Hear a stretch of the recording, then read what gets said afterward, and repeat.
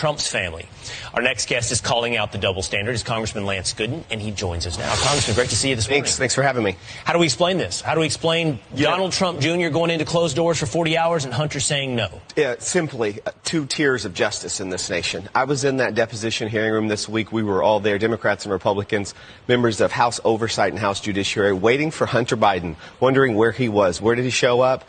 On the front steps or just outside the front steps of the Capitol to do his own press charade. And questions now that we're asking are, did Joe Biden know about this obstruction of congressional oversight? These are questions that are going to be more difficult for him to answer, especially if we hold him in contempt of Congress, which I do believe we will.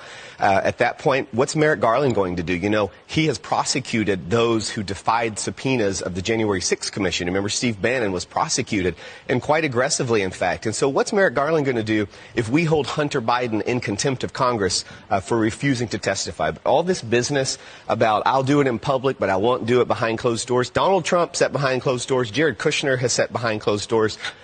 The Democrats have been following precedent with respect to behind closed doors depositions. That's all we're doing here. We'll give him his day in the public hearing after we get through this first part. It's not up to Hunter Biden to dictate how we perform congressional oversight, which is a right given to us by the Constitution.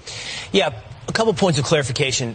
Many people wonder, why do it behind closed doors? Have it open for the public. The reason to do something behind closed doors is to follow a protocol of a deposition with an examiner with a coherent line of questioning. If it's done right there in the committee room, it's a circus, it's a show. I get 5 minutes to talk. Exactly. The Democrat gets 5 minutes. We go back and forth. And people make speeches. It's they don't ask questions. That's right. And so the point is, there's a useful purpose to have it behind closed doors, and to your point, it's been done over and over again, as has the contempt of Congress point. So Hunter Biden seems to have clearly committed the crime of contempt of Congress. Tell us the process that you guys go through in holding him in contempt of Congress. Well, since that actually happened earlier in this week, I believe perhaps it was Wednesday. It's Saturday now. The days run together.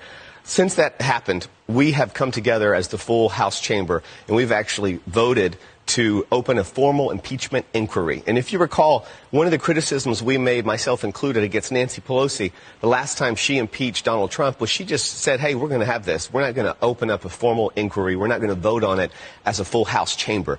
And that happened this week. And so I was happy that we got that vote. I'm happy that it's now official because it puts some teeth into these subpoenas. It says that the United States House of Representatives is fully behind and endorses this impeachment inquiry. And so as we move forward, I suspect we'll give him one more shot to actually comply with a subpoena. But at that point, since we've opened this inquiry, we're going to move forward with contempt of Congress proceedings if he chooses to thumb his... So you think you'll give him one more shot to show up to this deposition under a new subpoena? I had... that wouldn't surprise me. I had law professor, Fox News contributor Jonathan Turley on the Will Cain podcast this weekend.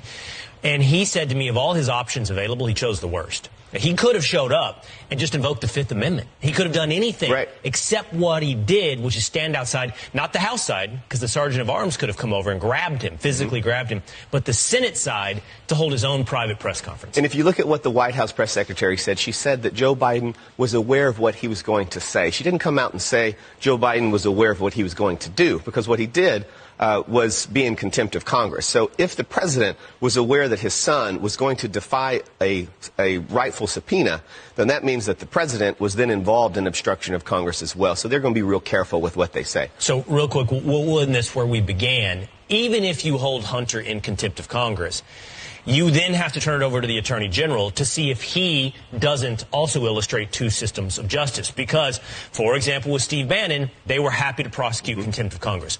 Do you think Merrick Garland would prosecute contempt of Congress against Hunter Biden? I'm going to go out on a limb and say that Merrick Garland will put his money where his mouth is if we give him that opportunity.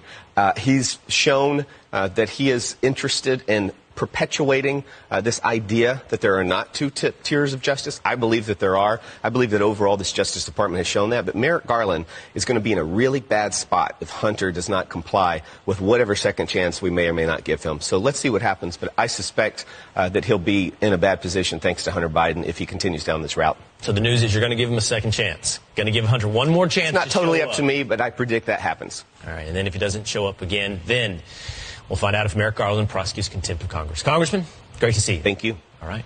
All right, coming up, pickup trucks, gas stoves, and even dishwashers. Biden doesn't want you to have them. In fact, he wants you to pay more. The costly green dream ahead. But first, 3 former high school runners who were forced to compete against transgender athletes just got a major win in court. And they're next.